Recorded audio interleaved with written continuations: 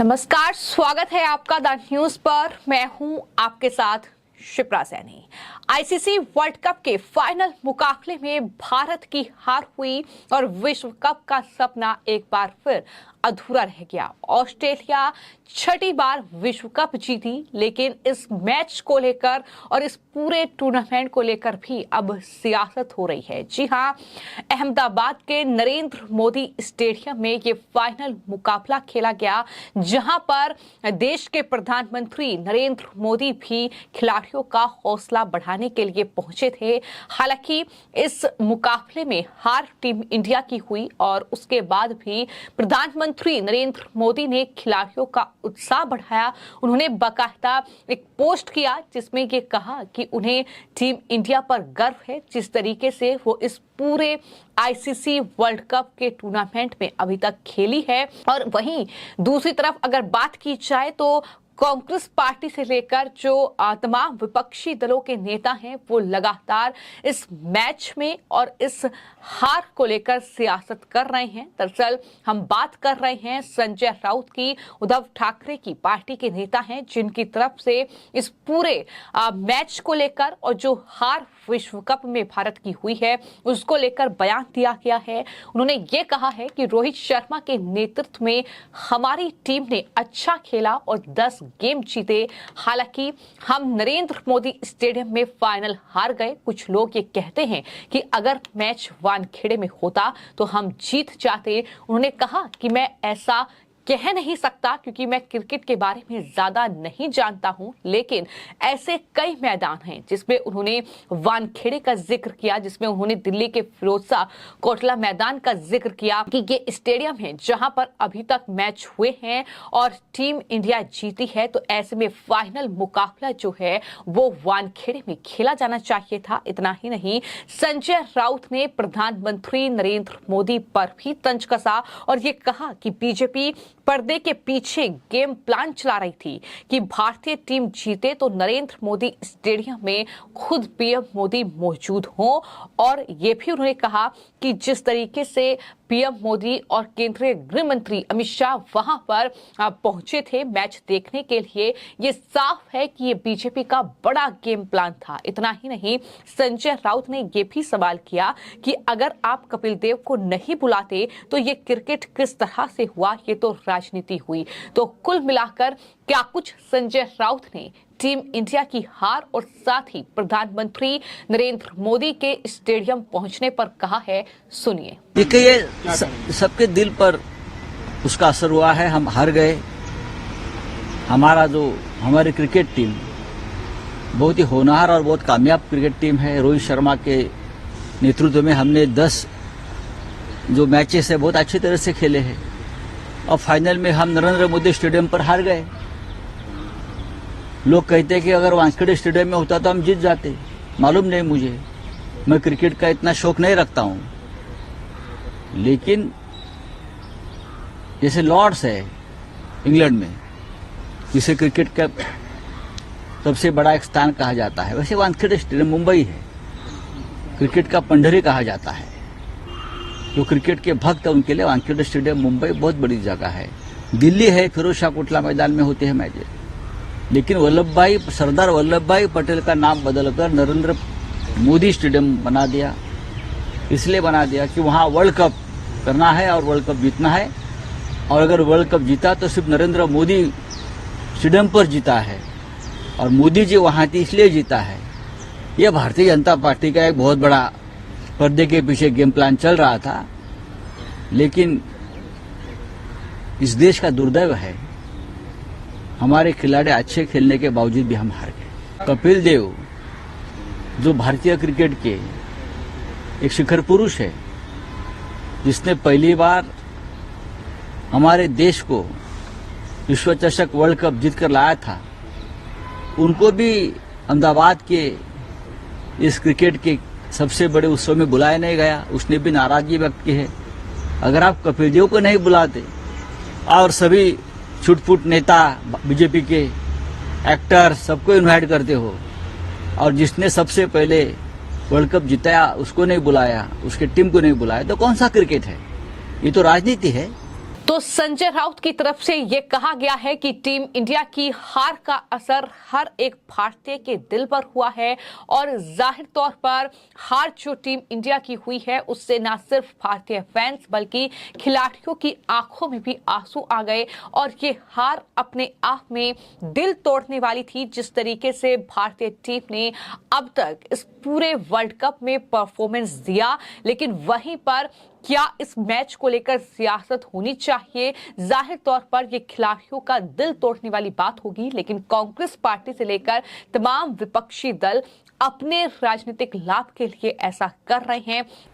हर जगह चेक किया हमने, चाहे ट्विटर, चाहे एक्स हो, चाहे फेसबुक हो और या था यूट्यूब,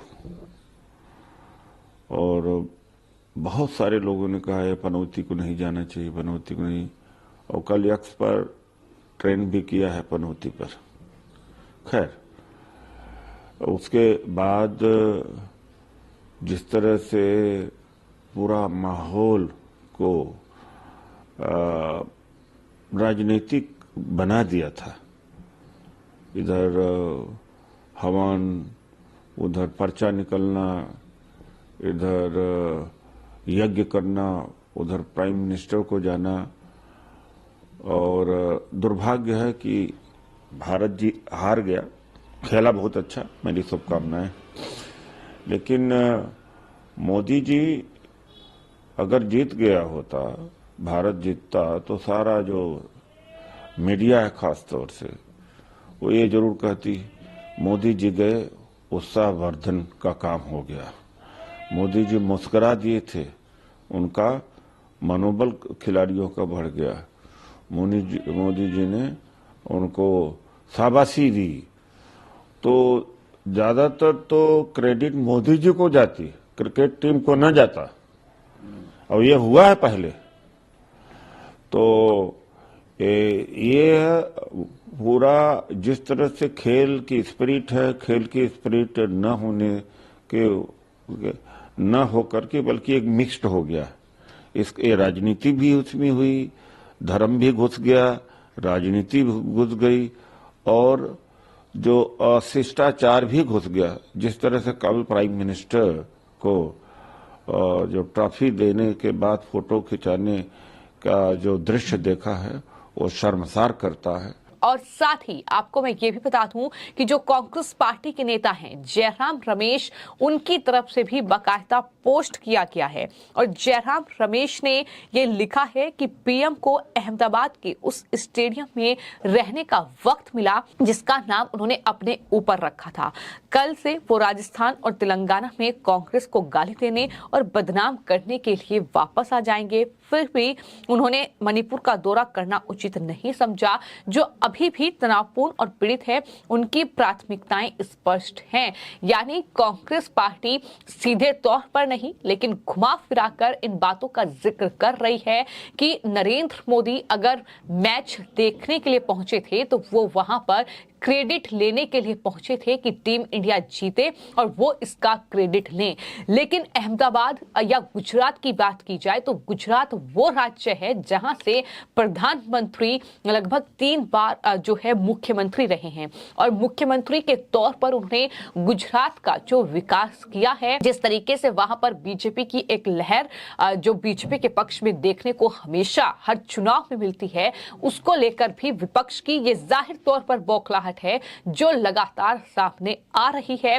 प्रधानमंत्री नरेंद्र मोदी वहां पर पहुंचे, टीम इंडिया इस मुकाबले को और इस विश्व कप को नहीं जीत पाई, लेकिन बावजूद इसके मैं आपको ये बता दूं कि प्रधानमंत्री ने खिलाड़ियों का उत्साह बढ़ाया और उन्होंने ये साफ तौर पर कहा कि आप पूरे वर्ल्ड कप में इस मेहनत से खेले हैं, जज्बे के साथ खेले हैं और आपने देश का मान बढ़ाया है। हम आपके साथ आज भी खड़े हैं और आगे भी हमेशा खड़े रहेंगे। उन्होंने अपने एक्स अकाउंट पर ये लिखा कि प्रिय टीम इंडिया, विश्व कप के दौरान आपकी प्रतिभा और दृढ़ संकल्प जो है आपका वो उल्लेख्य है और आपने बहुत अच्छे जज्बे के साथ खेला और देश को बहुत गौरव दिलाया। आज और हमेशा हम आपके साथ खड़े हैं। ये पीएम मोदी का एक्स पर पोस्ट था। तो जाहिर तौर पर टीम इंडिया का हौसला बढ़ाना होगा, आने वाले वक्त में भी कई अहम मुकाबले होंगे। हार जीत खेल का एक हिस्सा है और इसमें कोई जीतता है तो कोई हारता है, लेकिन टीम इंडिया ने कुल मिलाकर इस वर्ल्ड कप में जो परफॉर्मेंस मैदान पर दिया है, जिस तरीके से वो लगातार 10 मुकाबले जीती है, जिस तरीके से रोहित शर्मा की कप्तानी ने इस वर्ल्ड कप में कहीं ना कहीं एक अच्छा कह सकते हैं प्रदर्शन टीम इंडिया ने किया है, तो जाहिर तौर पर उनका उत्साह बढ़ाना होगा और मोदी वो कर रहे हैं। लेकिन वहीं विपक्ष के तमाम नेता हैं वो जहां हार पर अफसोस जाहिर कर रहे हैं, जहां हार पर वो खिलाड़ियों का उत्साह भी कई नेताओं ने बढ़ाया है। हालांकि राहुल गांधी की तरफ से जो ट्वीट किया गया है उसमें उन्होंने लिखा कि टीम इंडिया आपने पूरे टूर्नामेंट में अच्छा प्रदर्शन किया, जीते या हारे हम आपसे किसी भी तरह से प्यार करते हैं और अगला भी हम जीतेंगे। विश्व कप में शानदार जीत के लिए ऑस्ट्रेलिया को बधाई राहुल गांधी ने दी है। तो उनकी पार्टी के नेताओं का ही ये डबल स्टैंडर्ड जो है वो देखने को मिलता है,